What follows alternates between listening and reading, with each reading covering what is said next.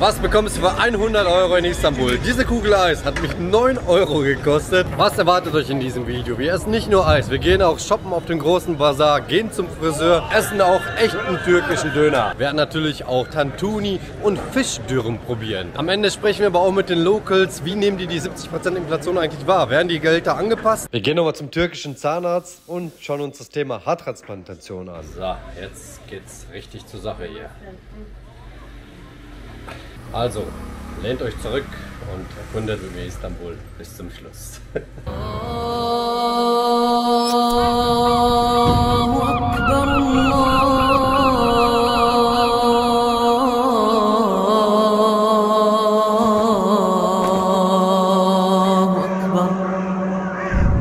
Wenn es auf der Welt nur ein Land gäbe, dann wäre die Hauptstadt Istanbul, sagte einst Napoleon.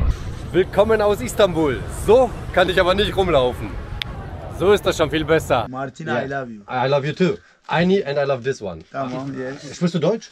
No, I love Kurdish. Kurdisch? No. Kurdish. Deutsch. Ich brauche jetzt dieses Trikot hier. Abi, brother, thank you, brother. I need this one here. Yes. How much I pay? 2 million.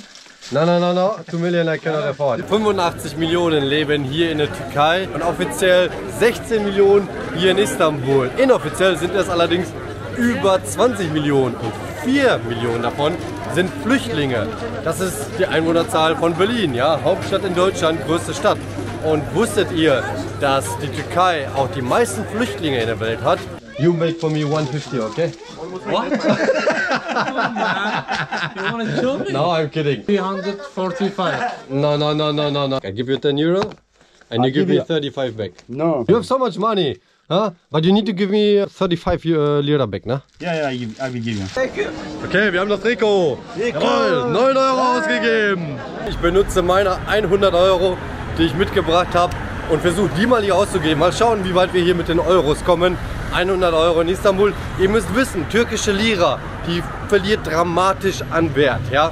Wir haben hier eine Inflation in der Türkei von 70%. Wisst ihr, was das bedeutet? Das bedeutet, wenn ihr 10.000 Euro auf dem Bankkonto habt, in einem Jahr könnt ihr nur noch 3.000 abholen. Könnt ihr euch das vorstellen? 7.000 Euro einfach weg dadurch, dass Geld gedrückt wird oder die Währung irgendwie anderweitig unter Druck kommt. Ja? Also da könnt ihr einfach mal schauen, wie krass das gute, liebe Geld einfach an Wert verlieren kann. Genauso in Deutschland. Wir haben jetzt offiziell 2-3% wieder. Noch vor ein paar Monaten im Oktober hatten wir 8%, also fast 10%. Das heißt 10.000 Euro auf dem deutschen Bankkonto. In einem Jahr willst du dein Geld abholen, willst du nur noch 9.000 Euro abholen. Ja? Das müsst ihr euch einfach auch bewusst sein. Für alle die, die viel Geld auf dem Bankkonto liegen haben. Ich habe jetzt mal nach einem Geldautomaten gegoogelt und er hat mich hingelotst hier an die Tankstelle. Hier soll nämlich einer sein, aber ein ganz besonderer. Schau mal, das ist eine ganz normale Tankstelle. Und ich gehe jetzt mal hier rein. Wisst ihr, was ich hier finde? Das hier, das ist ein Bitcoin-Automat. Can I pay this with Bitcoin?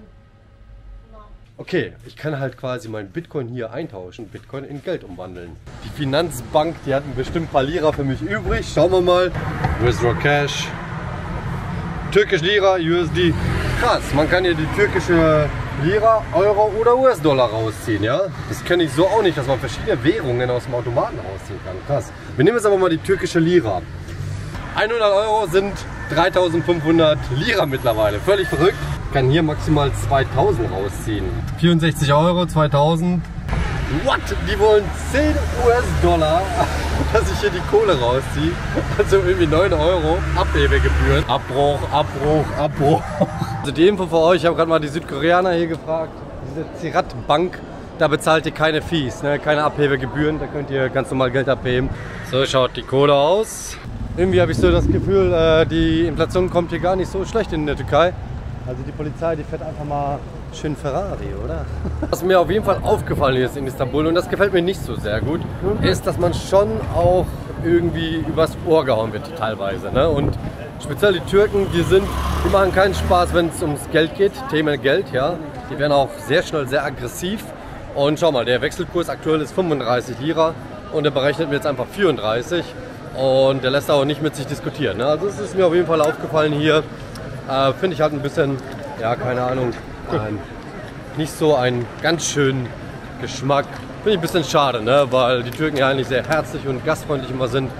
Aber auch mit dem Eisverkäufer und so, da wirklich die Touristen übers Ohr zu ziehen. Also mir haben ja die Locals gesagt, Für die Locals gelten ganz andere Preise, ne?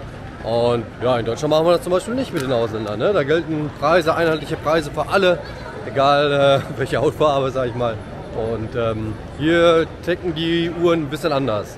Finde ich ein bisschen schade, Istanbul. Vor allem, weil es ja eine absolute Weltstadt ist, ja. Und auch so viele Touristen hier hinkommen. Bitte auf, ja. Erzähl. Ich war vor 3 Monaten hier, weißt du Ja. das? Vor 3 Monaten? Ja, und das war, die Preise sind hochgestiegen, das Ja, geht ja, nicht jetzt. ja. Da kannst du ja verrückt werden, glaub mir. Wo kommst du her? Ich komme von Deutschland. Wie fühlst du dich in Istanbul? Fremd. Fremd, ja? Echt? Echt, ich schwör's dir. Wieso? Ich weiß nicht. Ja, das ist so ein Gefühl. Ich bin Türke, aber Ja. ich fühle mich ehrlich sehr, sehr, sehr fremd hier. Okay, wow. Das ist eigentlich meine Frage. Wie fühlen sich eigentlich Deutsch-Türken, wobei du bist ja eigentlich in der Türkei geboren, aber Ja. Deutsch-Türken hier, wirst du anders behandelt, wenn du sagst, du kommst aus Deutschland? Ja, erstmal, ich bin Türke, aber ich werde als Türke nicht behandelt. Okay. Ich werde, zum Beispiel, denk mal so, du bist in Deutschland, behandelst du dich ja wie ein Ausländer, Türken. Ja, So, ja. kommst du nach Türkei, Wirst du wie ein Ausländer behandelt? als Deutsche behandeln. Dann sagen sie, Deutsche. Ich sage, ja, Deutsche. Ja, weil man auch so blond ist, weißt du? Ja, das Dann stimmt. hat man Probleme, das ist Echt? naturell blond. Ja, Ist das, ne? ja. Dann denkt man immer, wie fühlst du? Wenn du mich jetzt fragen würdest, wo würdest du dich hinpassen? Ja. Nirgendwo hin. Krass, ja.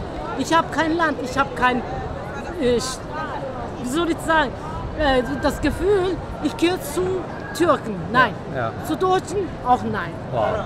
Dann bist du in der Mitte, dann weißt du überhaupt nicht, Ja. wo du hingehörst. Aber das geht, glaube ich, vielen so, ne? Deutsch-Türken Ja. vor allem, oder? Der türkische Eismann, den müssen wir eigentlich auch noch erleben. Einmal eine Eisshow hier in der Türkei erleben, ja? Ja, oh, ja. Der Fahrstuhl. Ah, da ist er. Yes, yes. Da war ich wieder zu aggressiv. Sorry, man. Vanilla chocolate, Okay. pistachio lemon. Go for pistachio. Pistachio. Pistachio. Oh my god. Yes. Come on, my. Wow. Salam alaikum. This. Come on. Very good, very good. It's very good, it's good. Also ich habe für diese Kugel jetzt hier Thank you, my friend. 300, ja? Ist okay, ist okay. Also ihr zahlt auch für die Show, ne? Bye, bye. Bye. Übrigens, die Eisverkäufer, die haben, glaube ich, die beste Marge überhaupt so in der Gastronomie, wenn ich mich nicht irre, ne? Ich hatte die Italiener, die machen immer viel Kohle, aber ich glaube, die Türken machen noch mehr Kohle. Pistazio-Eis, 300 Lira. Also ich weiß nicht, wie euer Gefühl ist, aber immer weniger Leute können sich, glaube ich, das alles hier leisten. Istanbul ist extrem teuer geworden, speziell im Vergleich zu vor 2 Jahren, ne? Wenn eine Eiskugel gerade 8 Euro bezahlt. Was? Hab aber Bist eine du gute. dir sicher? Ja, hab aber gerade. 8 Euro. Oder fast 9 Euro, 300 türkische Lira. Wo hast du das Eis gekauft? Ja, da hinten beim Galata Tower, ne? Ah, dann kannst du das vergessen. Deswegen, ne? Du Ich hab musst mir, mal ganz normale Eisdielen kaufen. geh mal normale Eisdealer und such dir nicht immer die Touri-Spots aus. Da muss man sagen, ey, ein bisschen runtergehen. Du musst handeln. Bei dem Türken ist das. musst immer handeln, ne? Ja, die sagen dir einen Preis. Musst du nicht sofort nehmen. Ja. Immer handeln. Es geht immer handeln. Weißt du, die sagen dir, weil du jetzt ausländisch aussiehst. Zum Beispiel, mich Ich hab mir schon extra türkische Trikot Kannst du angezogen. machen, was du willst, du. Die denken, ich bin ein Russe. Und das als Die reden Türkin. mit mir Russisch. Ja, echt? Und dann sage ich, hey, mach mal zu, auf Türkisch. Seid ihr bekloppt oder so? Auf Türkisch dann, ne? Und die, Wie sagt man auf Türkisch? Seid ihr bekloppt? die müssen es, ja. Jawohl. Was geht ab mit euch? Was geht hier ab? Kleiner Shop. Ja. Oh, this is good. Can I say hello with the camera to you? You look so interesting. Also, hier wird man auf jeden Fall verwandelt. What is this? The mask, right? What is Speaker mask. Your oil mask. oil mask? Yes. Okay. Looks interesting. Thank you, yeah. Ja, also bin ich mal gespannt, was jetzt mit mir gleich hier passiert, ja, wenn der Kollege schon so hier beim Friseur aussieht. Türkische Friseure sind ja relativ bekannt, um gute Jobs zu machen und spezielle Behandlungen einem zu geben. So, jetzt geht's richtig zur Sache hier.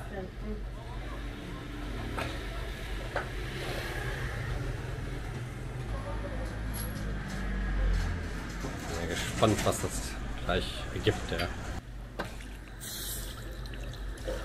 You need to show me the result, please, yeah. Tut bir şey olmaz. Şöyle tut kulağını. Dolaş. Tut öyle ha öyle. So, die eine Seite ist schon fertig. Schauen wir mal. Oh, no way. Krass. That's all out of my head. That's all in my head. This is all inside of my... Das trage ich die ganze Zeit im Kopf mit herum, ja.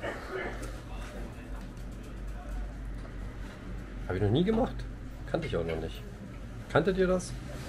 Habt ihr das schon mal gemacht? Würdet ihr das machen? No cash. Only cash? Can you make a change? Also hier in der Türkei könnt ihr verschieden zahlen. Ne? Manchmal mit Karte, hier aktuell nicht. Das heißt, die nehmen aber auch Lira, Euros, aber auch US-Dollar an. Ah, you don't have Euro? Euro you don't have? Was wir auf jeden Fall machen müssen, ist Baklava essen. Das ist nämlich die türkische Spezialität hier.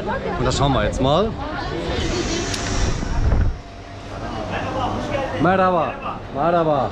Wow. Stehen hier die Preise auch? Ah, hier, ja. Ja, die Preise müssen normalerweise dabei stehen. Die müssen normalerweise wöchentlich angepasst werden. Was ist das hier? Joghurt oder was? Nein, das ist so eine Puddingart, aber das ist auch von Kaimak gemacht. Pudding? Ja, so eine Puddingart ist das. Dankeschön fürs Halten. Also, unbedingt probieren hier. Baklava mit Ausblick auf Moschee und Taksimplatz. Abgerundet wird das Ganze mit einem türkischen Kaffee. Dafür zahle ich... Warte mal, 95 Euro. 100 Tele. 95. Habt ihr schon mal türkischen Kaffee getrunken? Also, der ist halt auch ganz speziell, ne? Hat auch so, keine Ahnung. Istanbul natürlich auch bekannt für sein Straßenessen, ja? Also Streetfood, türkisches Streetfood. Ihr seht hier, Korn wird gegessen. Kastanien sind 100 Gramm 60 Lira für 100 Gramm Kastanien. Und wenn ihr euch fragt, wie die Leute hier so das Geld verdienen, also ihr könnt es mal sehen, ne? Hier zum Beispiel, ihr seht zum Beispiel, hi. Also die breiten sich zum Beispiel auch hier aus, einfach auf der Straße und verkaufen dann hier halt ihr Korn, ne? Hey, danke, ne? Wenn ihr in Istanbul seid, müsst ihr auch Tantuni probieren. Ist ziemlich bekannt hier. Jetzt schauen wir mal, was das ist. Tantuni? Hier werdet ihr natürlich auch herzlich empfangen. Und offene Küche ist immer gute Küche, ne? Geil, wie offen die hier einfach alle sind, ja, das mag ich hier richtig, ja. Was ist Tantuni? We have tantuni here. It's traditional Turkish street food actually. Onion? Green parsley, Ja. tomato inside. Ihr seht, das ist einfach so ein eingewickeltes Zeug. Oh, geil. Mit den Tomaten, dem grünen Zeug da drin, mega geil. Zurück zum Thema Inflation. Die Gastronomiepreise, die haben sich innerhalb eines Jahres hier verdoppelt in der Türkei. Das Tantuni kostet 6 Euro, aber ich habe kein Kleingeld, ich habe nur einen 5er. 5 Euro ist okay? Are you the big boss here? You look good, man. Boss sieht gut aus, oder? It's okay? Yeah, for you. Ah, thank you, brother. Appreciate it, yeah? What is the name? John? John, also der John ist ein cooler Typ. Tantuni, really good here. Yeah. Dankeschön, ne? Danke, ne? Ciao, ciao.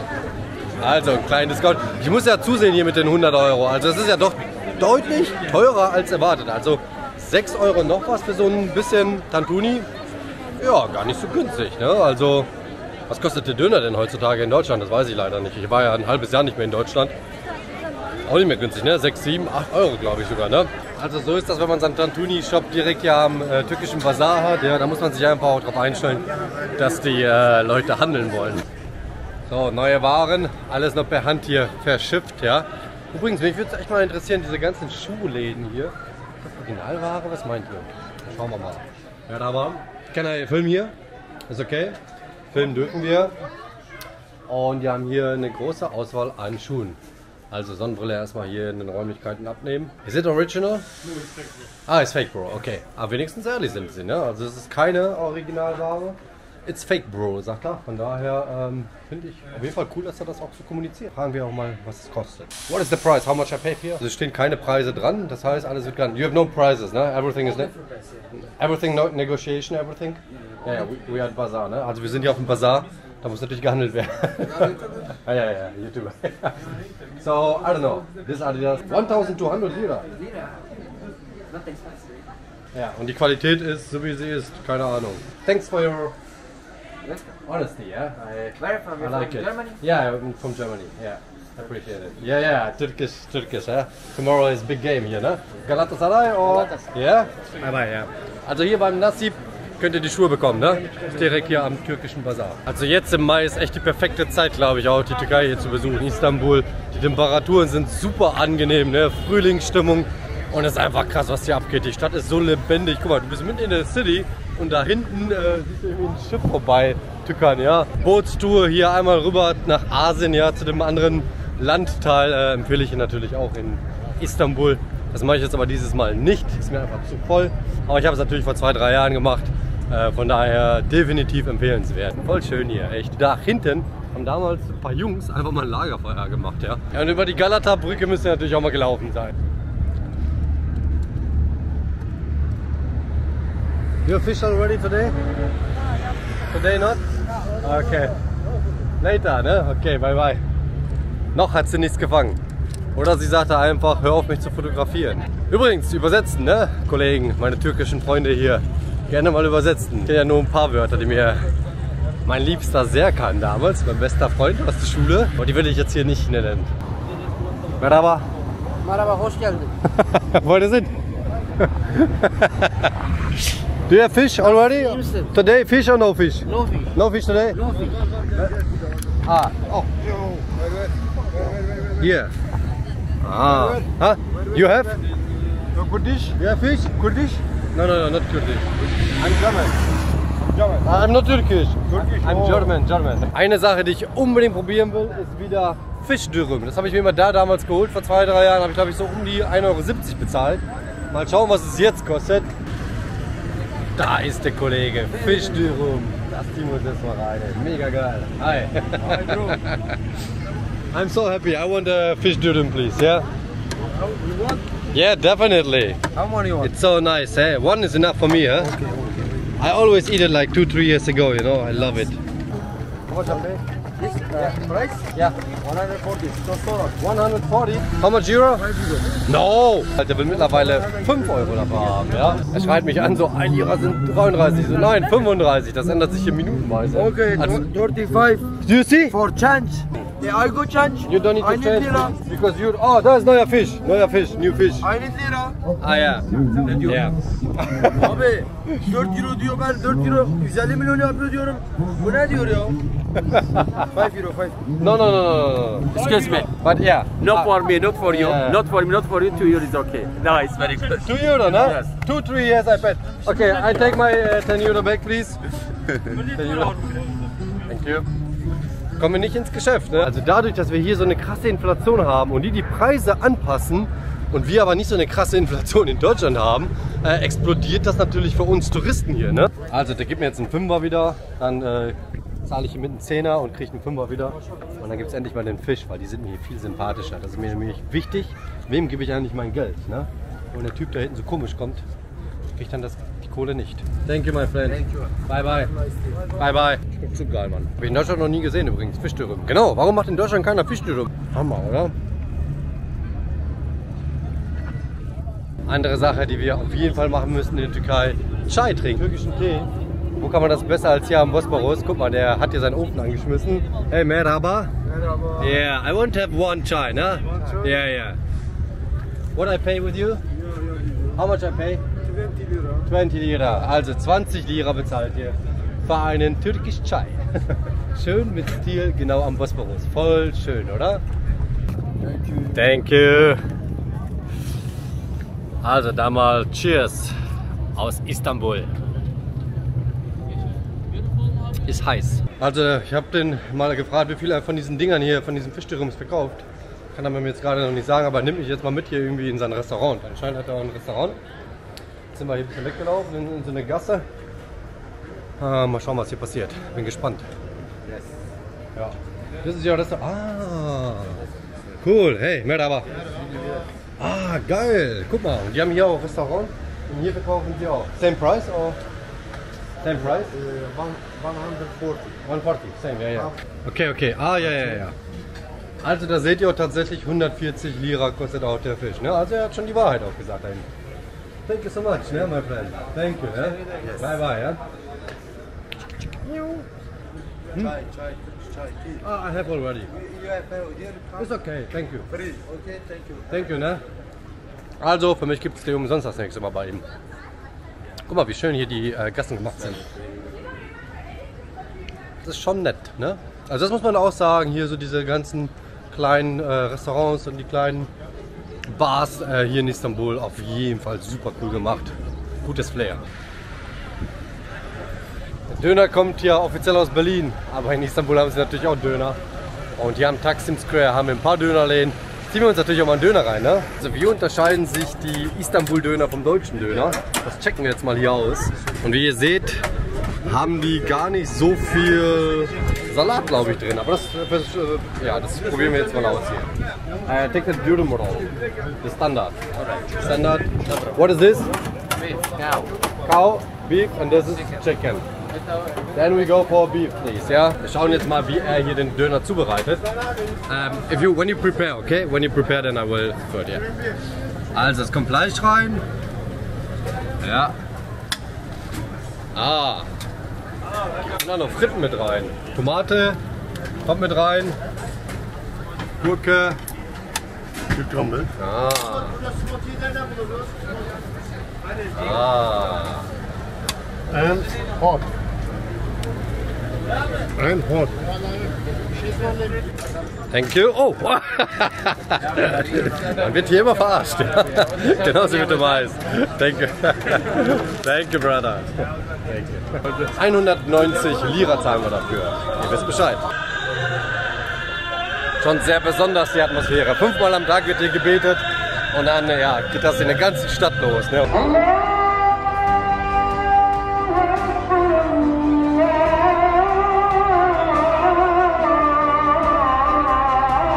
Wisst ihr, wie viele Moscheen wir hier haben in der Stadt? Was schätzt ihr? Über 200 bestimmt. 200 ist eine Schätzung. Was schätzt ihr? Also wir haben hier in Istanbul mehr als 3000 Moscheen. 3000? Knapp vorbei.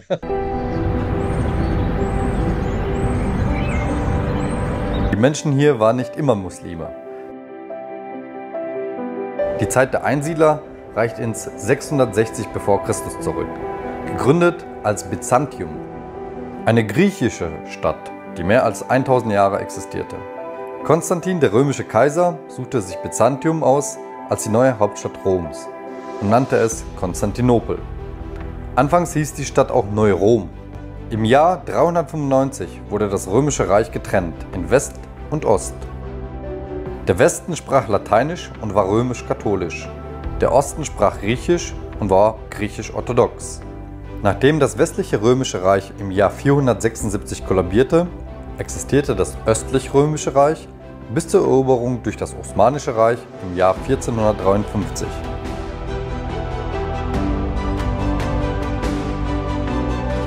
Heutzutage gibt es noch reichlich Zeitzeugen.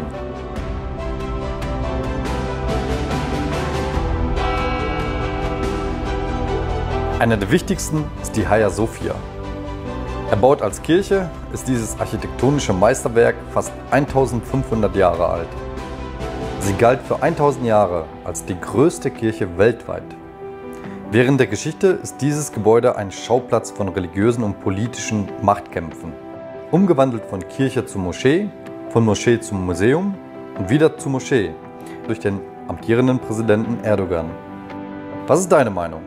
Sollte es eine Kirche sein, was es auch ursprünglich war, ein Ort zum Beten für Christen? Sollte es ein Museum sein, ein historischer Ort für Touristen? Oder sollte es eine von mehr als 3000 Moscheen in der Stadt sein?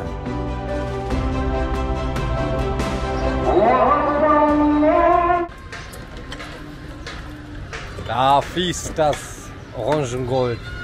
Hallo.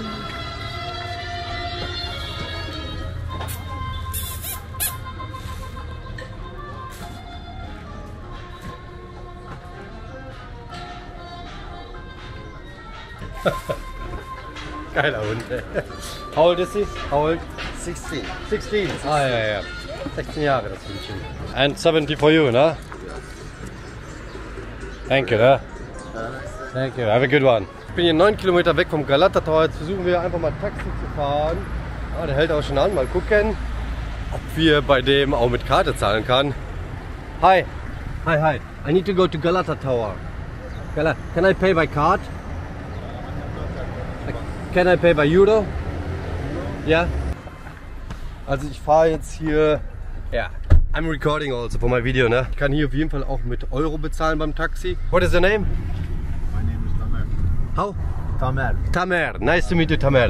We have 70%, yeah? Really crazy. Yeah. It's very bad. But how is it for you? Can you deal with that? Still is okay? Very bad for me.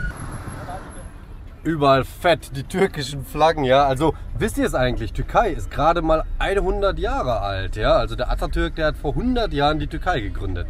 Davor war es ja das Osmanische Reich. So, 160, das sind 175 Lira, sind 5 Euro. Tamer, thank you so much.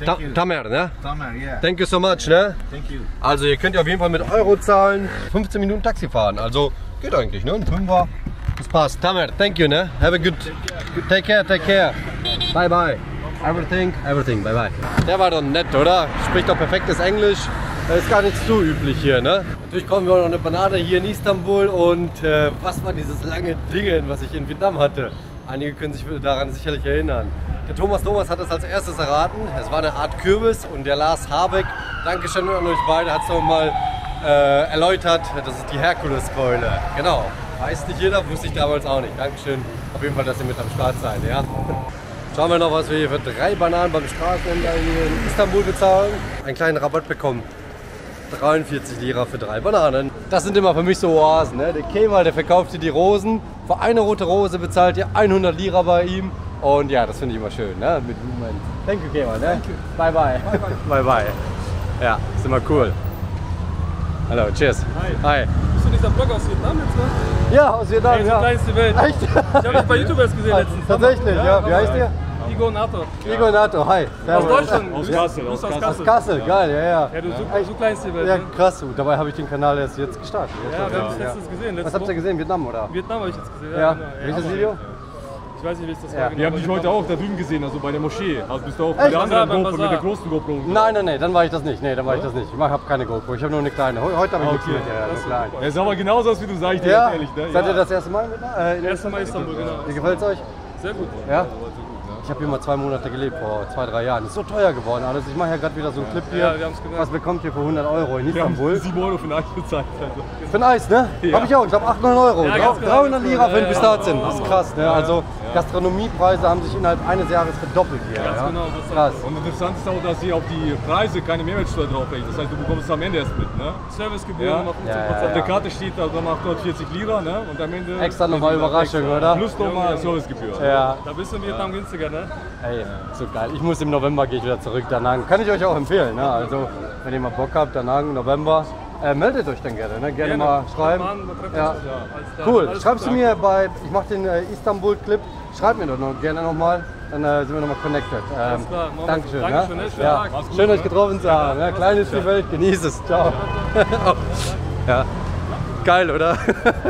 Den Kanal erst gestartet und die Kollegen ja, finden einen hier in Istanbul. Die Welt ist klein, Leute. Passt gut auf, was ihr macht. Man sieht sich auch immer zweimal im Leben. Ja, das war doch nett. Heidi? Yeah. I'm Martin. Nice to meet you. Yes, nice to meet you. I have a question. I lived in Istanbul 2 years ago and I see everything is super expensive because of inflation. How about the salary of the people? Do the salary also rise? How much the salary is going up? 100. So double? Yes, twice? double, yeah, double. In 1 year? Yes. Your salary? Yes. 200%. Yes. Yeah. Thank you so much for the interview. Thank you very much. Much appreciated. Ne? See you. Thank you. Ne? Bye bye. Also, das war mir jetzt wichtig, auch mal einfach eine Local-Stimme hier mitzubekommen. Thank you, ne? Bye bye. Ja, die sind gut drauf, die Jungs. Es ist cool, dass die so offen sind. Also, das Gehalt hat sich bei den Locals auch innerhalb eines Jahres verdoppelt. Falls ihr interessiert seid an einer Zahnbehandlung hier, Now we do imaging right now. dann habe ich jetzt richtig gute Nachrichten, denn wenn ihr erwähnt, dass ihr mein Video gesehen habt, bekommt ihr ganze 10% Discount und die 10%, die haben es in sich. Denn so eine Hollywood-Smile-Behandlung zum Beispiel in Deutschland kostet 15.000 bis 25.000 Euro. Hier bezahlt ihr ganze 5.900 bis 7.090 Euro und wie gesagt, darauf gibt es dann nochmal die 10% Discount. Das inkludiert allerdings auch noch den Transfer mit einer Limousine vom Flughafen und auch noch mindestens 5 Tage hier die Übernachtung im Marriott Hotel. Und das ist schon ziemlich fett gemacht hier, also wirklich alles vom Allerfeinsten. Ihr wollt euch unbedingt mal die Haare machen lassen, habt eine Glatze, dann seid ihr hier auch richtig aufgehoben. Ihr müsst mindestens 2 Behandlungen machen, bezahlt 3.490 € und darauf gibt es 150 € Rabatt, wenn ihr sagt, ihr kommt von mir. Jetzt treffen wir den Doktor. Das ist übrigens Michael, der Geile. Der macht hier alles cool. Is it here? Yes. Ah, that's a nice room. Finally, Dr. Go, nice to meet you. My pleasure. Nice to meet you. How are you? I'm good. How about you? Yes, I'm doing good. Thank you. I think it's a year or even longer since you approached me, yeah? Und nebenbei könnt ihr natürlich Istanbul erkunden. Freunde des gesunden Essens, ich bin für euch nochmal in den Supermarkt gegangen, in den türkischen, und habe mal ein bisschen eingekauft. Und die Sachen, die ihr hier sehen könnt, dafür habe ich 690 Lira bezahlt, das heißt 19,80 € oder so, also knapp 20 € für all das Essen hier ist gar nicht so viel, ne? Ihr seht hier 2-mal Protein, Quark, dann 10 Eier, Käse, Blaubeeren, ein bisschen Salat, Zwiebel, Oliven, ein bisschen besserer Thunfisch, bessere Sardinen und eine Tomate. Dafür zahlt man hier 20 € im Supermarkt in Istanbul, ja. 1200 Lira sind mir jetzt noch übrig geblieben durch diesen Friseurbesuch, ja. Das muss ich jetzt natürlich schnellstens loswerden, weil in dem Monat ist es wahrscheinlich nur noch ein Tausender wert, ja. Also diese Geldscheine, die sind fast nichts mehr wert und mit laufender Zeit werden sie immer weniger wert. Deswegen mache ich jetzt hier ein kleines Verlustgeschenk, Verlustgeschäft. Verlustgeschenk ist auch gut. Neue Wortschöpfung. Und wird die jetzt auf jeden Fall mal schnell los und wieder mal Euros eintauschen. Es geht für mich jetzt als nächstes nach Monaco zur Formel 1, rechtzeitig. Davor gibt es den nächsten Clip, was bekomme ich für 100 € da, und danach geht es nach London. Ja? Also auch Dortmund spielt ja, was bekomme ich für 100 € in London. Bleibt dran, schön, dass ihr dabei seid, und vielleicht, wenn ihr Langeweile habt, checkt mal aus, was bekomme ich eigentlich in Bangkok, in Thailand, und was bekomme ich in Vietnam, in Da Nang. Die Videos sind ja schon auf meinem Kanal. Dankeschön fürs Zuschauen, haut rein!